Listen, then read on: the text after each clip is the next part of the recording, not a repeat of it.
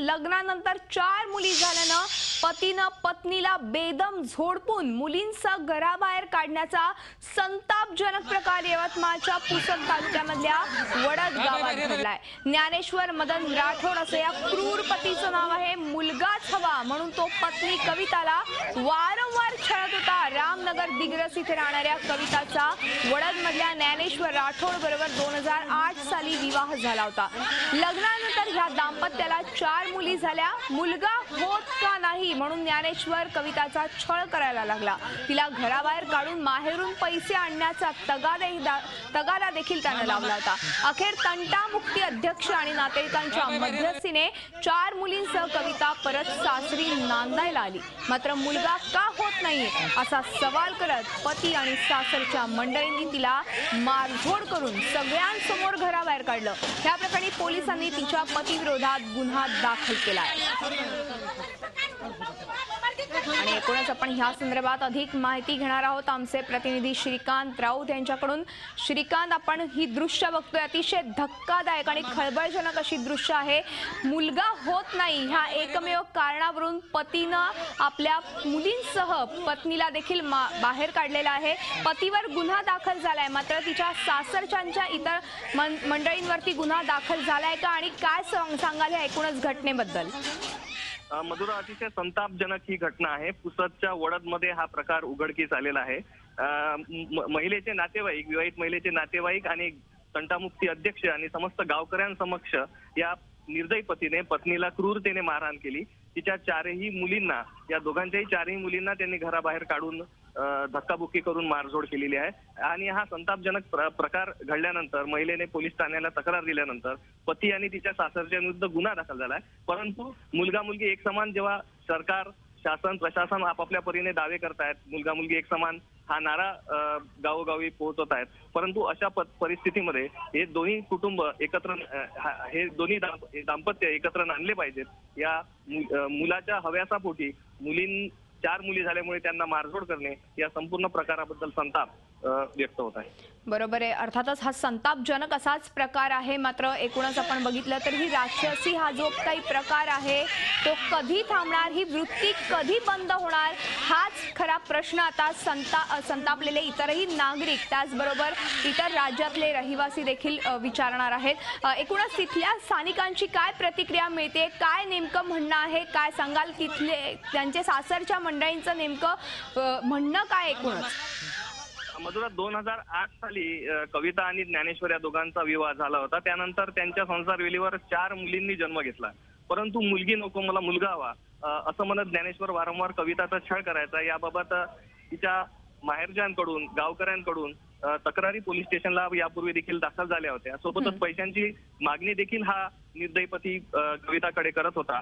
अनेकांनी समजूत घातली, नातेवाईकांनी समजूत घातली, पोलीस ठाण्यापर्यंत हे प्रकरण पोहोचलं, परंतु या संदर्भात काही तोडगा काढण्याच्या दृष्टीने महिला दक्षता समिती असो किंवा प्रशासनाकडून काही उपाययोजना झाल्या नाहीत आणि या महिलेला घराबाहेर काढण्यात आलं होतं। अखेर ती नातलगांसह जेव्हा घरी पोहोचली आणि 4 मुलींना घेऊन गेली, परंतु यावेळी सगळ्या गावकऱ्यांसमक्ष पतीने आपला क्रूर चेहरा पुन्हा उघड केला। परंतु याबाबत सर्वत्र संताप व्यक्त होत आहे। या अशा पतीविरुद्ध कठोरात कठोर कारवाई व्हायला हवी, पोलिसांनी तातडीने पावलं उचलायला हवी अशी मागणी गावकऱ्यांमधून व्यक्त होत आहे।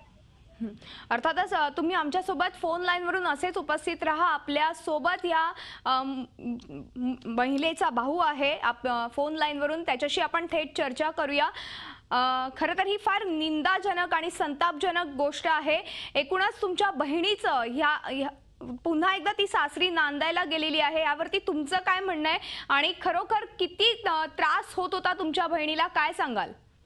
मॅडम, आमच्या बहिणीला भरपूर त्रास होत होता। हमेशा ते 4 मुली असल्यामुळे हमेशा त्याचा छळ करायचं ते,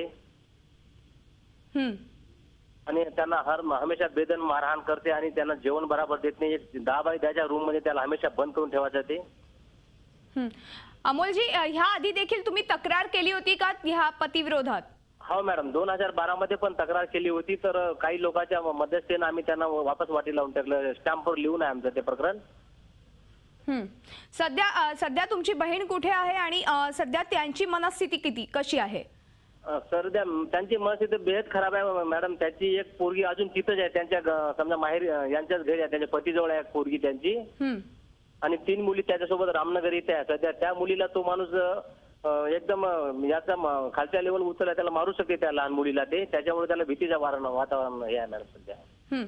मग पोलिसांनी नेमकं काय भूमिका घेतली पाहिजे असं तुम्हाला वाटतं आणि तुम्ही यासाठी मागणी करणार आहात का? हा मॅडम, पोलिसांनी आमच्या समोर असं की आम्ही तिथं चर्चमध्ये जाऊन आमच्या समोर त्यांना आमच्या बहिणीला मारहाण केलं, लहान मुलीला घरात डांबून ठेवलं, त्यांना जीवन मारण्याची कोशिश केली सासू सासर आणि ननद. तरी पण पोलिसांनी आम्ही त्याला व्हिडिओ क्लिप पण दाखवली तरी त्याच्यावर काही ठोस कारवाई केली नाही मॅडम त्यांना.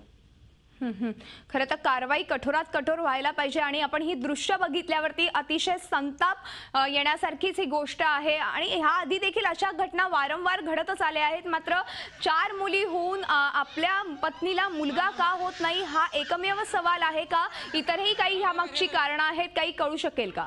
नाही मॅडम, एकमेव हाच कारण आहे की त्याला 4 मुली आहे, मुलगा होत नाही. यांच्यामुळे त्यांना हमेशा ते छळ करत राहते आणि मारत राहते बेदम मॅडम. बरोबर आहे, मारहाण तर करतातच आहेत. 4 मुलींना देखील बाहेर काढलं होतं, त्यापैकी एक मुलगी त्यांच्याकडे आहे.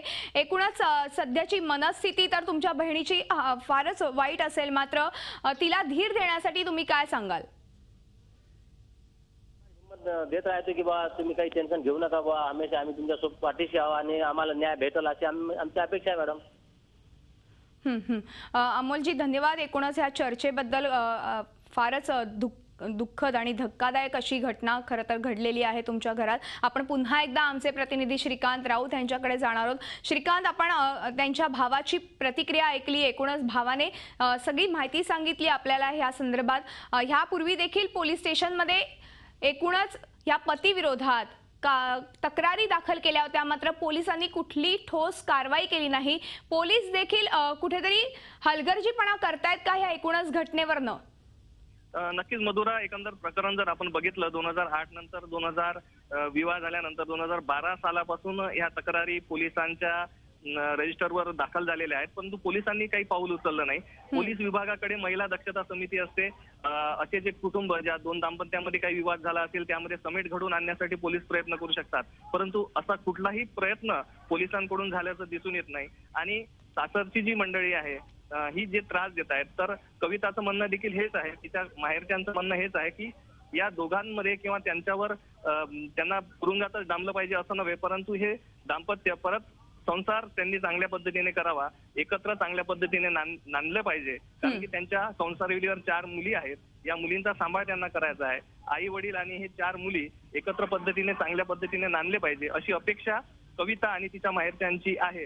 परंतु पोलिसांनी मात्र या दृष्टीने पावलं उचलायला हवी होती. प्रशासनाने देखील यात हस्तक्षेप करून काहीतरी समेट घडून आणता येईल का, त्यांची समजूत घालता येईल का असे प्रयत्न करायला हवे. मात्र असे प्रयत्न झाल्याचे दिसून येत नाही.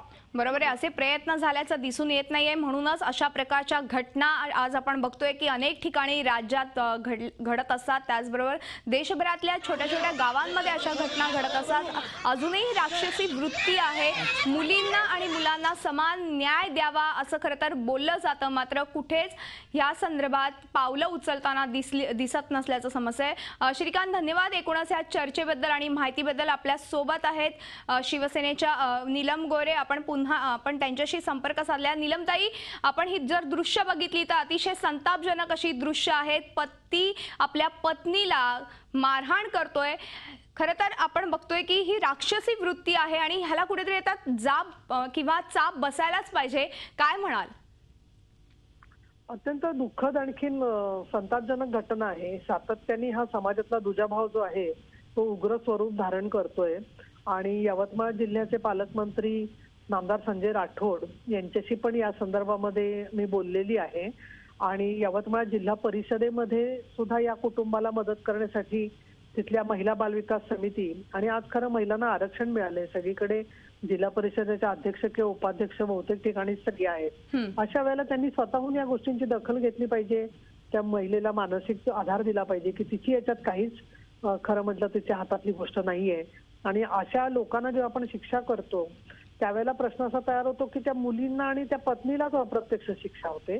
पण मला स्वतःला असं वाटतं की यासाठी मुलींच्यासाठी मोहिमा जरी स्वतः सन्माननीय पंतप्रधान आणि आपल्याकडे राज्यात घेतल्या जात असल्या तरी त्या प्रत्यक्षात पोहोचवण्याच्या मध्ये खूप मोठं अंतर दिसत आहे.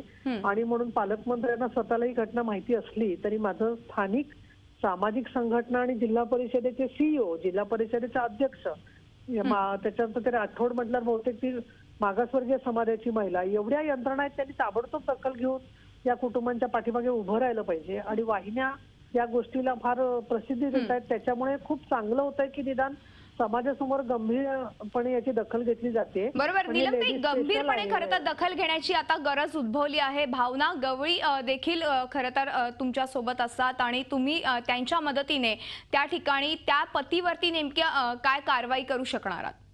कारवाई तर असं आहे, आज परिस्थिती अशी आहे पूनम की आम्ही म्हटलं तर एका फोनवरती तो मनुष्य त्याला कलम सगळी कौटुंबिक छळाची लावून जेल होऊ शकते.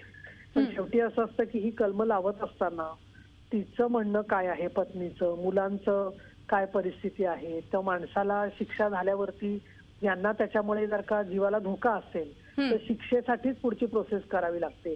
पण आता कोर्टाच्या निर्देशानुसार कौटुंबिक छळाच्या कलमांमध्ये सुद्धा परवानगी काढावी लागते कोर्टाची आणि मग अटक करता येते, असे सुप्रीम कोर्टाचे निर्देश आहेत.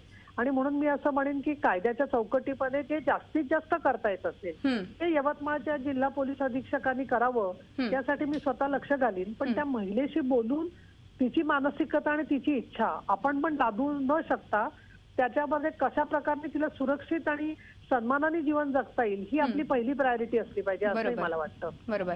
धन्यवाद नीलमताई. या संपूर्ण चर्चेबद्दल आपण बघितलं की यवतमाळमधल्या पुसद गावातल्या वडद इथे हा सगळा संतापजनक प्रकार बघायला मिळाला. आपण बघू शकतो ही दृश्य, पतीने आपल्या पत्नीला 4 मुलींसह घराबाहेर काढलेला आहे आणि तिला मारहाण देखील केली आहे. आणि आता ह्या पतीवरती नेमकी काय कारवाई होते ह्याकडे सगळ्यांचं लक्ष लागलं असेल. झी 24 तास रहा एक पाऊल पुढे.